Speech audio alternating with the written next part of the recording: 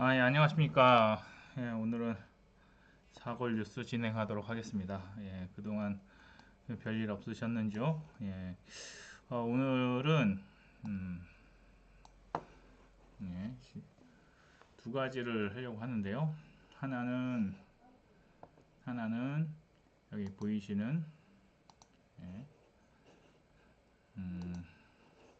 국민연금에 관한 이야기를 하나 하려고 하고요. 또 하나는 이제 공유경제에 관한 이야기를 하려고 합니다. 이게 뭐냐면은 자전거 무덤입니다. 자전거 무덤. 그래서 이 두 가지 이야기를 할 거고요. 일단은 시작 차원에서 이 자전거 이야기를 먼저 해보도록 하겠습니다. 들으시면서 인사해 주시면 감사하겠습니다. 반갑습니다. 일단 그러면 예, 요거가 이제 작년 한 5월달 뉴스인데요. 예, 중국에는 이제 공유 경제가 지금 한참 이슈가 됐었고 중국에서 이제 자전거를 엄청나게 만들었었습니다. 그래서 우리나라가 한때 코로나가 있으면서 자전거 수급이 좀 안 됐었던 때가 있었거든요. 한창 이제 사람들 못 만나고 이러니까 운동을 자전거로 해가지고 자전거 붐이 일어났을 때가 있었습니다. 근데 그 붐이 좀 어, 어, 붐이 일어났을 때 자전거 수급이 좀 안 돼가지고 자전거가 굉장히 비싸졌을 때가 있었는데 그때가 이제 이런 중국에서는 공유 자전거가 3억여 대가 있었습니다. 그래서 이제 경쟁이 과열되고 이제 자전거 홍수가 일어나면서 운동 효과나 이런 거 우리도 따릉이가 있지만 우리 따릉이보다 좀 더 강한 그 공유 자전거에 열풍이 있었습니다. 그래서 이렇게 있었는데 공유 자전거다 보니까 이제 관리가 이렇게 부실하게 되고 예, 이제 업체도 난립하면서 노란색 업체, 뭐 주황색 업체, 안녕하세요. 그 다음에 이런 하늘색 업체 뭐 이렇게 있었습니다. 그래서 지금 우리가 킥보드가 우리는 좀 더 많이 된 것 같은데요. 예, 이런 자전거로 인해서 예, 굉장히 이제 활성화가 됐었는데 이제 문제는 뭐냐면은 이거 외신입니다. 이거는 보스턴에 있는 아틀란틱이라는 외신인데 한국어로 번역을 한번 해보겠습니다. 여기 보시면은 이렇게 지금 이렇게 쌓여 있습니다. 이렇게 쌓여서 예, 처분이 안 되는 것들을 이렇게 쌓아놓은 겁니다. 그러다 보니까 3억 여대라고 했잖아요. 그러니까 그게 이제 폐기가 안 돼서 폐기가 안 돼가지고 이 정도로 쌓여 있는 겁니다. 그리고 그냥 쌓여 있다 보니까 이 자전거 사이로 뭐가 생기냐면은 이제 보시면은 이게 뭔가 싶잖아요. 이게 노란 거 뭐 다 섞여 있는데 이 사이로 지금 풀이 자라나고 있는 겁니다. 이런 식으로 돼 있는 거고요. 예, 이런 식으로 쌓여 있습니다. 지금 자전거가 이제 고장이 났는데 더 이상 이게 안 되는 거죠. 이거 그래서 폐 처리하려고 있다 보니까 이렇게 줄 서 있습니다. 이렇게 여기 이만큼이 다 자전거인데요. 주차장을 가득 메우고 있죠. 그다음에 이게 다 공유 자전거입니다. 그리고 이렇게 폐차된 거의 쓰레기장 같이 되어 있는데 요 사이로 지금 예, 나무들이 자라고 풀이 자라고 있습니다. 그리고 이게 자전거입니다. 드론으로 공중에서 찍어 보니까 이렇게 많은 거죠. 그래서 한 업체의 자전거가 이렇게 많이 있습니다. 그리고 마치 꽃밭 같죠. 꽃밭 같은데 노란색 자전거, 핑크색 자전거, 하늘색 자전거, 녹색 자전거, 자전거입니다. 자전거가 이렇게 쭉 있는 거고 고압선 밑으로 들판에 이렇게 딱 자전거들이 있는 거죠. 이게 상하이 쪽에 있는 상하이 근처에 있는 빈 공간 같습니다. 이런 식으로 지금 거의 흉물과 가까이 있고 안 되는 것들은 이렇게 쌓인데 또 위에 쌓아놓고 이런 식으로 있고요. 이거를 뭐 분해하려고 해도 분해가 안 되는 거죠. 그러다 보니까 거의 방치되어 있는 상황입니다. 예, 그리고 그 사이로 이렇게 풀이 자라서 이런 식으로 되어 있는 거고, 여기에서 보이는 녹색들은 다 풀인 걸로 알고 있습니다. 이런 식으로 되어 있는 거죠. 그러니까 문제는 뭐냐면은 공유경제 다 좋은데 누가 관리하냐는 거죠. 누가 관리하냐, 이게 큰 문제입니다. 그래서 내 거면 관리를 하는데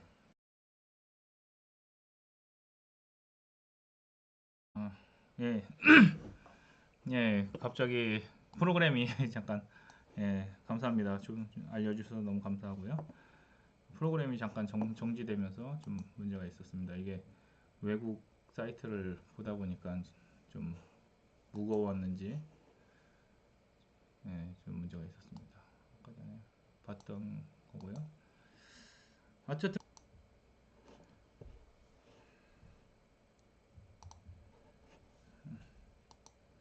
예, 국민연금이 작년 10월까지 51조 손실이 있었어요.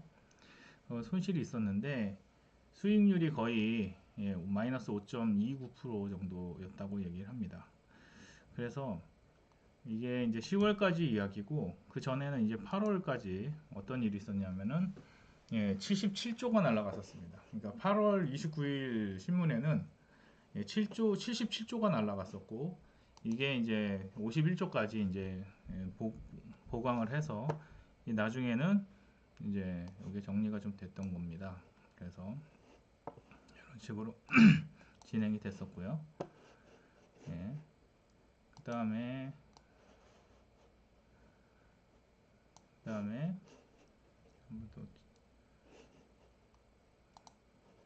그래서 이게 문제가 뭐냐면은 이제 위험한도가 지금 100%가 됐을 때 이거 위험합니다라고 할 수 있었던 게 지금은 70%까지 올라왔습니다. 그래서 국민연금 소진율이 70%까지 왔다라는 게 있었고요. 이게 작년 12월 말부터 계속 나왔던 얘기입니다. 그런데 저는 이거를 보면서 조금 안타까웠던 얘기는, 자꾸 뭔가 이제 안 좋다라는 얘기를 자꾸 하고 있는 거죠. 안 좋다, 안 좋다 하는 얘기를 계속 하고 있는 거고, 그 다음에 이거를 통해서 또 어떤 이야기도 나왔냐면은, 연금공단에 기금운용 전문가를 지금 38명을 모집하는데, 이게 이제 벌써 4차입니다. 2022년도 11월 8일이었는데 이게 벌써 4차입니다. 4차가 됐는데, 이 4차가 38명을 뽑는데 뭐 거의 다 대부분을 뽑는 거죠. 책임자부터 해가 전임자까지. 그러면은 이게 뭐냐면은 이 분야에는 전임자와 책임자가 지금 많이 비어 있다라는 얘기거든요. 그러면서 이제 얘기하는 게, 국민연금 자체가 그렇게 크게 문제가 되지 않는다라는 얘기를 하고 있습니다. 그래서 국민연금관리공단에 있는 블로그를 들어가 보면은 이런 이야기가 나와 있죠. 그래서 국민연금 투자는 실패냐 아니냐 그랬을 때, 자기네들은 이게 언제적 이야기냐면은 2018년 8월에 코스피가 엄청나게 오르고 있을 때 수익률이 왜 여기까지 안 되느냐, 왜 코스피는 22%가 올랐는데 왜 국민연금은 7%이냐, 이 얘기를 하고 있는 겁니다. 그래서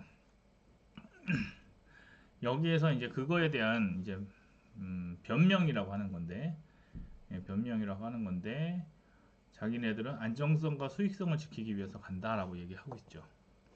그러면서 이쪽에서 또 얘기하고 있는 게, 보시면은 계산상으로는 매년 15%의 투자 수익률을 올리면 기금 고갈이 막아지는데 그게 안 되기 때문에 이 수익률을 유지하기 어렵다고 하는 거거든요.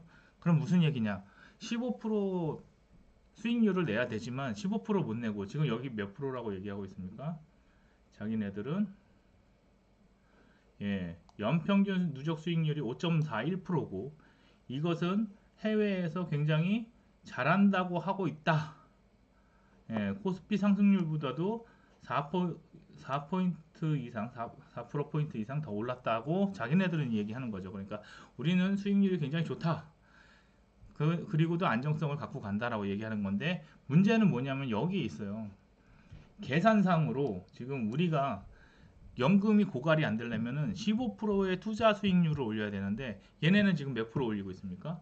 5% 올리고 있습니다. 겨우 5% 올리고 있는 투자 수익률에 기금 고갈을 막는다고 해서 이게 막아지냐는 거죠. 예, 그냥 애초에 설계 자체가 이제 이거는 틀린 설계예요.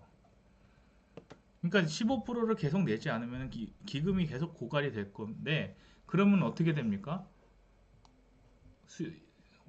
계약했던 수익률을 돌려줄 수가 없는 겁니다. 근데 이거를 만약에 사금융에서 이렇게 시작해 봅시다. 예, 사적 연금이, 야, 우리가 15%씩 주려고 했는데 그게 안 나가지고 15%를 못 주겠다라고 하면은 대량으로 해약 사태가 이루어져야 되거든요.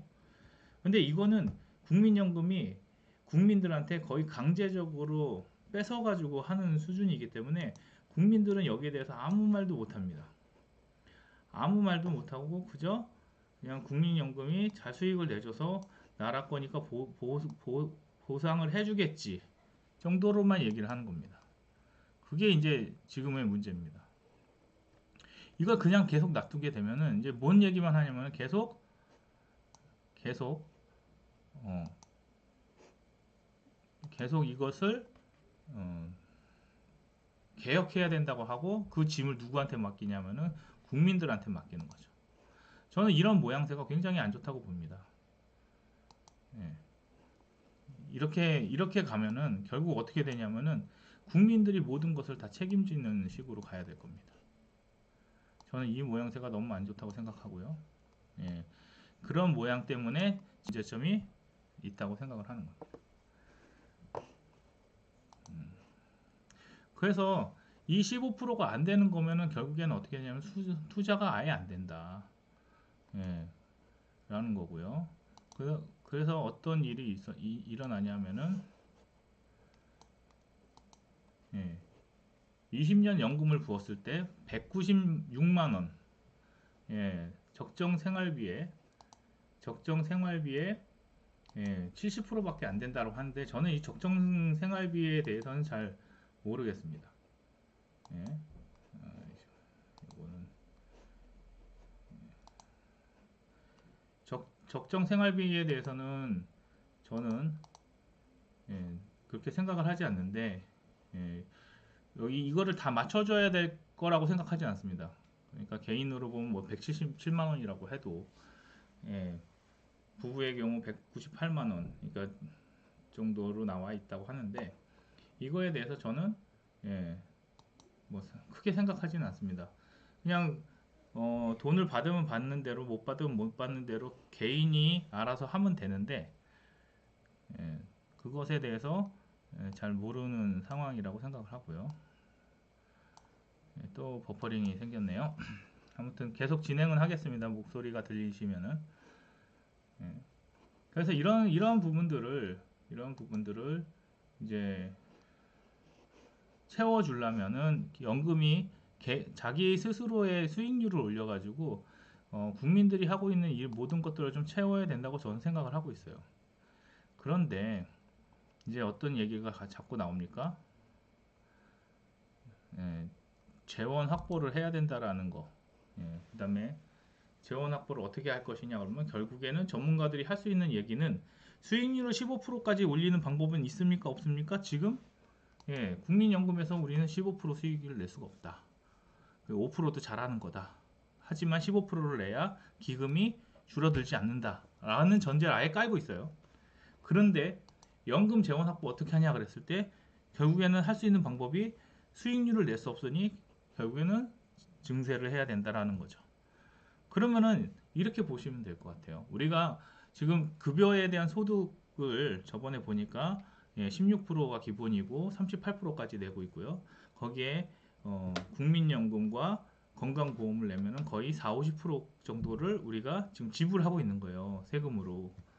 그런데 여기에서는 연금 보험률이 여기서 보시는 것처럼 35% 수준까지 가야 된다라고 하는 거거든요. 35% 수준까지 가야 된다라는데 이거는 지금 급여의 한 70%를 뺏겠다는 얘기입니다. 그리고 이것만 있는 게 아니라 연금 보험료율이 우리가 내는 돈에다가 기업이 내는 돈이 또 있는 거죠. 그러니까 기업이 또 부담이 더 커지는 겁니다. 그러니까 이렇게 가면은 국민 돈은 계속 들어가야 되고 받을 수 있는 돈은 굉장히 한정적이 돼 버리거든요. 그러니까 이 부분에 대해서 국민들이 소리를 내야 됩니다. 이게 사금융에서 이런 식으로 터졌다 그러면은 만약에 삼성연금의 그 옛날에 그 백세 연금 이런 거가 터졌을 때 굉장히 말이 많았는데 이게 지금 터지면은 이게 만약에 삼성생명이나 아니면은 뭐 현대화재나 뭐 하나생명이나 이런 쪽에서 터졌다고 치면은 벌써 지금 뱅크런하고 난리가 났을 겁니다. 근데 지금 이거를 국가가 보존을 해줄 거라고 생각을 하는데 결국엔 뭐 합니까? 증세 논의가 필요하다면은 결국에는 세금을 또 가지고 막아준다는 얘기밖에 안 돼요. 그러니까 이거에 대해서는 국민들이 같이 이야기를 해봐야 됩니다. 그냥 단순하게 아 이건 뭐 국가가 알아서 책임져 주지 않겠어 이런 식으로 가게 되면은 국민들은 또 힘듭니다. 예. 그래서 전문가들은 진짜 전문가인지 모르겠습니다. 그러니까 뭐 이거 저것 얘기를 하는데 예. 그냥 세금으로 때려 박아야지 하는 거는 저도 할 수 있는 얘기고 누구든지 할 수 있는 얘기거든요. 예. 그런데 이제 국민연금 개혁하겠다고 하고 어떤 일이 일어났냐면은 요번에 2023년 국민연금 급여액을 5.1% 인상을 해버립니다.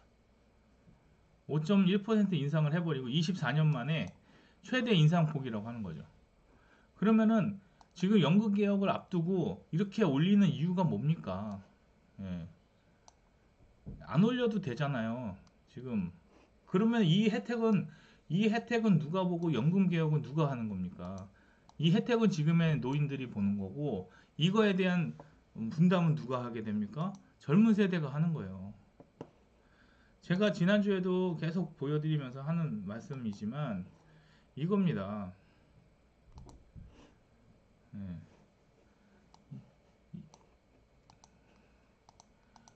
이 표예요. 지금 58년도 개띠가 지금 65살이 되면서부터 지금 연금을 받는 수령하는 사람들이 이만큼이 지금 늘어날 거예요. 근데 이 전 사람들은 남편이 돈을 벌고 아내가 그냥 남편과 같이 연금을 붓다가 이제 이렇게 오는 스타일인데 이제 홍보를 어떻게 썼냐면은 집에 있는 사람도 돈을 부으면은 돈을 받을 수 있습니다라는 홍보를 국민연금이 여태까지 해왔기 때문에 제가 볼 때는 지금 지금부터 들어오는 연금 세대에서는 많이 한 뭐 70%까지도 받을 수 있어요. 그러니까 여기 태어난 게 100만 명이 넘거든요. 이쪽에서 100만 명이 넘는데 이 100만 명 중에 뭐 살다 보면은 많이 죽죠. 그러면은 많이 죽었다 치고 한 뭐 10% 20% 죽었다고 치면은 60세 되기 전에 그러면은 한 8, 90만 명이 계속적으로 노인으로 들어오는 건데 그 들어오는 노인들을 지금 감당이 안 되기 때문에 연금 개혁을 해야 된다고 하면서 이렇게 5.1%를 올려야 되느냐는 거죠. 예, 5.1%의 인상액을 가져가야 되느냐 그랬을 때 저는 이거에 대해서 저는 이해가 가지는 않습니다. 고물가를 반영한다 그러는데 이제 이게 문제가 또 뭐냐면은 연금이 연금이 그렇게 고물가를 했는데 고물가 때문에 연금을 올렸다고 하는데 결론적으로는 인플레 때문에 지금 연금의 고갈이 더 심해지고 있습니다.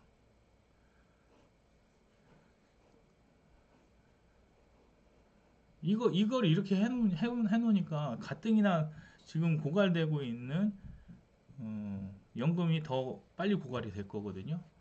그리고 지금 보면은 622만 명이 지금 수급받는다고 하고 있어요.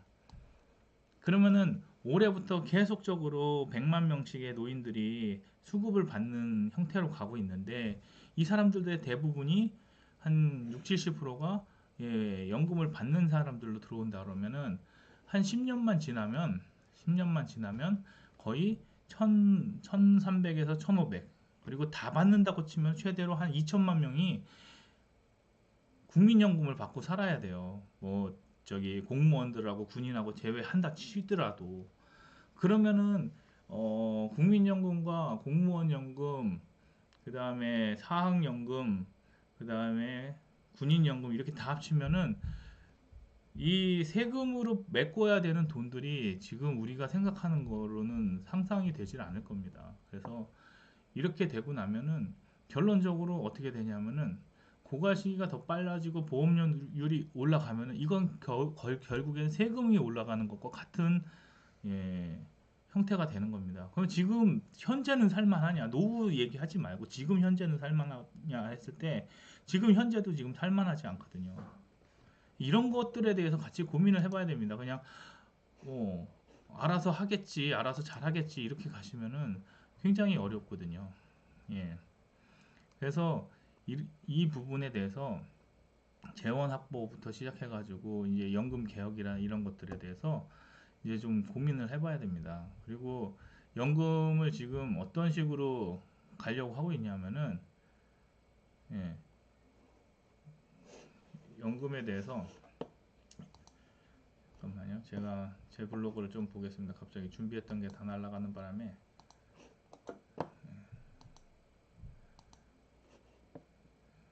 제가 하나 더 찾아놓은 게 있는데 이게 검색을 해놓은 게 좀 날아갔습니다. 그래서 다시 정리를 하겠습니다. 예, 여기 보면은, 예,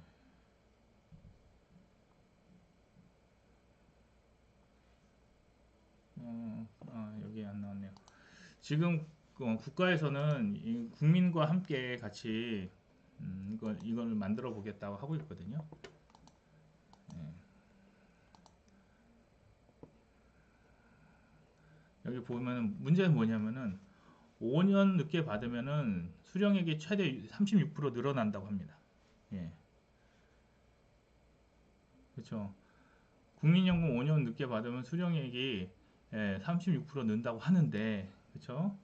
이제 문제는 뭐냐면은 이거를 더 받잖아요.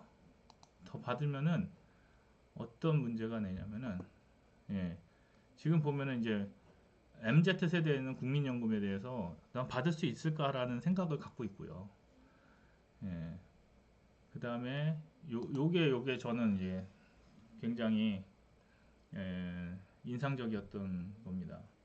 5년 늦게 받았는데 5년 늦게 받으니까 36%더 받잖아요. 근데 문제는 뭐냐면은, 예, 건강보험료를 폭탄으로 맞습니다. 예, 건강보험료를 폭탄으로 맞는 거죠. 그러니까 나는 좀 더 생활을 잘해보겠다고 5년 정도 늦춰서 5년은 내가 살고 그 이후에 좀 더 편하게 살아보겠다고 이제 5년을 늦춰서 받았는데 받고 나니까 어떻게 됩니까? 받고 나니까 결국에는 이걸 건보료에 다 갖다 내야 되는 걸로 되는 거예요. 예.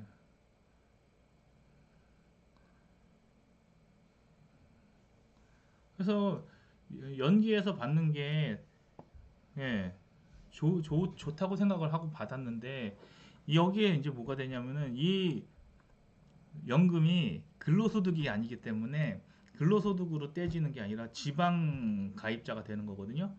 예, 지역 가입자. 지역 가입자들은 굉장히 세게 냅니다. 이 건보료를. 직장인에 비해서. 그리고 직장인의 같은 경우에는 회사에서 반 정도의 부담이 있는데 지역 가입자 같은 경우는 오롯이 본인이 다 내야 되기 때문에 이 건보료 부담이 엄청나게 커지는 거죠. 지난 시간에 제가 건보료 얘기를 하고 지금 연금 얘기를 하는 거는 지금 국가에서 보호하겠다라는 이런 것들이 이렇게 결과가 올 거라는 거에 대한 생각을 하나도 안 하고 있습니다. 그러니까 개인이 똑똑해지지 않으면요, 국가는, 그렇죠. 예, 지역 의료보험 너무 비쌉니다. 이거는 어, 진짜, 예, 미국 가면은 이제 직장 가입하지 않는 사람들이 보험료 되게 내기 힘들다고 하는데 그 정도 수준까지는 아니더라도 예, 꽤 많은 부담을 하게 되고요. 지금 연금 받으면서 퇴직하신 분들이 가장 힘들어하는 게 집 한 채 있고요. 그 다음에 연금 받는데 그 연금으로 인해서 건보료가 엄청나게 세게 나오는 겁니다.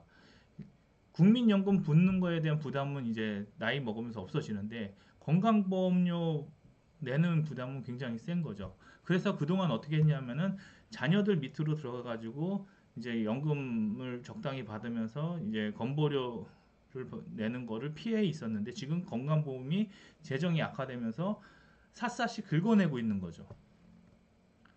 그러면서 노후의 어떤 그런 부분들이 굉장히 힘들어지고 있습니다. 그렇죠. 그래서 예, 어떤 식으로 가고 있냐면은 알바라도 해서 건보료 내는 식으로 최저 임금을 받고 알바를 해서라도 예, 그렇게 받으려고 하는 겁니다. 지금 노인분들의 가장 큰 문제점은 뭐냐면 건보료를 어떻게 안 내느냐 그것만 하더라도 집 한 채, 차 한 대 갖고 계신 분이 건보료를 내기 시작하면은 그게 3, 40만 원입니다. 한 가정에서 3, 40만 원이 날아가는 거예요. 이런 거 보장해 줘야 됩니다. 그러면은 예. 그리고 이제 문제는 뭐냐면은 지금 65세가 되시는 분들이 지금 매년 한 100만 명씩 나오는 거잖아요. 그게 지금 서울 지하철 비용으로 전가되고 있거든요. 지하철 비용 65세는 돈을 내지 않는데 그 부분들을 다 뭐 하고 있습니까? 네, 서울에서 그냥 공짜로 다 받아줘야 되는 거거든요. 그러니까 어떻게 돼요? 적자가 나고 운영할 수가 없게 되고 이게 맨 처음에는 이제 어른 공경으로 가고 있지만은 나중에는 어떻게 되냐면은 그게 예, 파산 직전에 가면 손을 들게 되는 거죠. 손 드는 행위가 일어나면 이제 그때 가서 나라에서 더 돈을 올린다 만다 하는데 그 부담을 다 누가 집니까? 네, 젊은이들이 지는 거예요. 그래서 옛날에는 젊은 사람들이 노인을 공경하는 식으로 갔었는데 지금은 어떻게 가냐면은 노인분들이 예, 젊은 아이들한테는 짐이 됩니다. 공경해야 될 대상이 아니에요. 저분들 때문에 내 삶이 힘들구나라는 식으로 받아들이게 되는 거죠. 지금 부모님들이 잘못 생각하는 것 중에 하나가 뭐냐면은 내 자식을 내가 뭔가 남겨주기를 원하시는데 그게 아니라 나중에 이런 거로 부담을 안 주는 게 더 중요합니다. 아이들한테. 지금 더 잘 키워서 그들에게 100만 원, 200만 원 더 크게 가는 게 급여를 늘려주는 게 중요한 게 아니라 그들로부터 그런 것들을 안 받게 하는 게 중요한 거죠. 예, 예, 바게트님 노인 공격이라고 하셨는데, 네, 맞습니다. 이제 노인 공경이라는 시기가 지나고 이제 노인 공격하는 시기가 올 수도 있습니다. 지금 세대 갈등이 너무 심하고요. 노인분들이 누려야 할 것들이 지금 짐으로 밑에 사람들한테 내리는 형태가 되기 때문에 굉장히 힘든 거죠. 예, 계속 이 문제입니다. 여기 있는 사람들, 예, 여기 있는 사람들이 이 사람들을 다 먹여 살려야 되는 건데 이 사람들을 여기 있는 인구가 먹여 살릴 수 있냐? 특히 한 요 정도 2001년생 정도 돼야 이제 사회 초년생이 돼 버리는데 이렇게 되는 이 인구가 여기 있는 인구를 먹여 살릴 수 있는 구조냐 그랬을 때 절대 그렇지 않습니다. 그래서 결국에는 이 세대 간의 갈등이 엄청나게 문제가 될 거고요. 지금 이 연금 개혁하는 데 있어서 이 MZ 세대를 배제하고 연금 개혁을 했을 때 돌아오는 후폭풍은 저는 굉장히 클 거라고 생각을 해요. 그리고 우리들도 자녀들한테 좋은 대학 가라, 좋은 걸 해라 이런 식으로 얘기하기보다는 예, 우리가 우리의 노후를 책임질 수 있는 수준이 돼야 아이들한테 굉장히 괜찮은 부모로서 남을 수가 있는 겁니다. 예전에는 이 정도의 인구를 이만큼이 먹여 살렸었기 때문에 국민연금 구조가 나쁘지 않았어요. 근데 이렇게 된 구조를 여기 있는 사람들이 먹여 살리기에는 지금 사회가 이제 버겁기 시작했습니다. 그래서 분명 갈등은 올 거고요. 지난 시간에 말씀드렸듯이 지금에 있는 이 중간 세대가 어디 층을 지지할 건지가 이 사회를 미래를 보느냐 과거를 보느냐로 가게 될 겁니다. 우리가 이 사람들만큼의 모든 걸 누릴 수는 없어요. 여기 있던 분들은 산업화 시대에 공헌이 있었던 분들이고 여기 58년생들부터 오는 586들부터 오는 모든 것들은 우리가 다 누렸었습니다. 예, 그래서 그런 식으로 잘 누렸었기 때문에 이 누렸던 것들을 예, 이제 기득권화가 된 게 지금 586의 예, 586과 MZ 세대의 갈등인 거죠. 예, 계속적으로 말씀드리는 건 그겁니다. 그래서 이제 앞으로 이 자라나는 예, 요 세대들이 제가 볼 때는 79년 이하의 예, 1900, 2000년대생까지의 요 그룹이 리더십을 갖고 올라올 건데 이 리더십이 올라올 때 예, 40, 50대들은 어느 편에 서느냐 이게 굉장히 중요한 거고요. 저는 이 부분에 대해서 예, 좀 같이 논의를 하면서 예, 지켜봤으면 좋겠습니다. 오늘 뭐 방송 갑자기 뭔가 안 좋아져가지고 중간에 좀 예, 예, 송신 상태가 안 좋았던 거 너무 죄송스럽고요. 그럼에도 불구하고 끝까지 들어주셔서 너무너무 감사합니다. 예, 다음 주에는 좀 더 재밌는 얘기를 가지고 또 찾아뵙도록 하겠습니다. 요거 오늘 굉장히 많은 예, 예, 동시 시청자 수 예, 거의 10명에 가까운 숫자가 오셨었는데 예, 많은 거를 잘 못해드려서 죄송하고요. 예, 다음번에는 더 알차고 재밌는 걸로 찾아뵙도록 하겠습니다. 예, 끝까지 들어주셔서 너무 감사드립니다. 예, 감사합니다.